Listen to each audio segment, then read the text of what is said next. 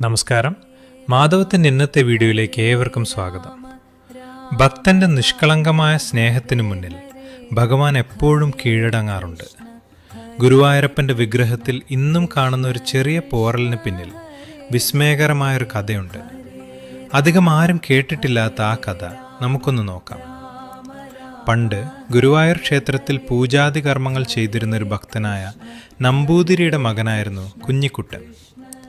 അച്ഛൻ വിഗ്രഹത്തിൽ ചന്ദനം ചാർത്തുന്നതും പൂജിക്കുന്നതും കണ്ട് വളർന്ന ആ ഉണ്ണിക്ക് ശ്രീലകത്തെ കണ്ണൻ തൻ്റെ കളിക്കൂട്ടുകാരനായിരുന്നു.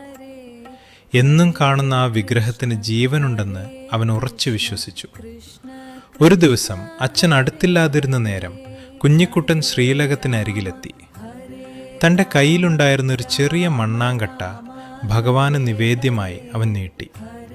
കണ്ണാ, ഇത് ചോറാണ്, കഴിക്കൂ എന്നവൻ കൊതിയോടെ പറഞ്ഞു. എന്നാൽ വിഗ്രഹം അനങ്ങുന്നില്ല. കുഞ്ഞിക്കുട്ടൻ വിചാരിച്ചു കണ്ണന് തന്നോട് പിണക്കമാണെന്ന്. കുട്ടി ദേഷ്യപ്പെട്ട് പറഞ്ഞു, നീ ഇത് വാങ്ങുന്നില്ലെങ്കിൽ ഞാൻ നിന്നെ അടിക്കും.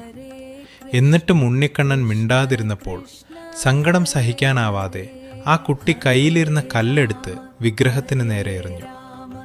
അത് ഭഗവാന്റെ വലത് കൈത്തണ്ടയിൽ കൃത്യമായി ചെന്നുകൊണ്ടു.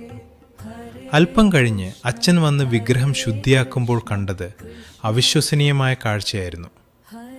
വിഗ്രഹത്തിന്റെ കൈത്തണ്ടയിലെ മുറിവിൽ നിന്നും രക്തം വരുന്നു. പരിഭ്രമിച്ച അദ്ദേഹം ദൈവജ്ഞരെ വരുത്തി പ്രശ്നം വെപ്പിച്ചു. അപ്പോൾ ഭഗവാന്റെ അരുളപ്പാടുണ്ടായി, ആ കുട്ടി എന്നെ എറിഞ്ഞതല്ല, അവൻ്റെ നിഷ്കളങ്കമായ സ്നേഹം കൊണ്ട് എന്നെ തല്ലിയതാണ്.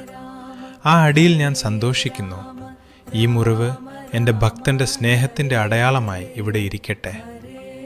ഇന്നും ഗുരുവായൂരിലെ വിഗ്രഹത്തിൽ ആ ചെറിയ പോറലുണ്ടെന്ന് വിശ്വസിക്കപ്പെടുന്നു. വിധിപ്രകാരമുള്ള പൂജകളേക്കാൾ ഭഗവാൻ ആഗ്രഹിക്കുന്നത് ഒരു കൊച്ചുകുട്ടിയുടെ നിഷ്കളങ്കമായ സ്നേഹമാണെന്ന് ഈ കഥ നമ്മെ ഓർമ്മിപ്പിക്കുന്നു. ഈ വീഡിയോ നിങ്ങൾക്ക് ഇഷ്ടമായെങ്കിൽ ഷെയർ ചെയ്യാനും ചാനൽ സബ്സ്ക്രൈബ് ചെയ്യാനും മറക്കരുത്. വീണ്ടും ഒരു കഥയുമായി കാണാം. നന്ദി.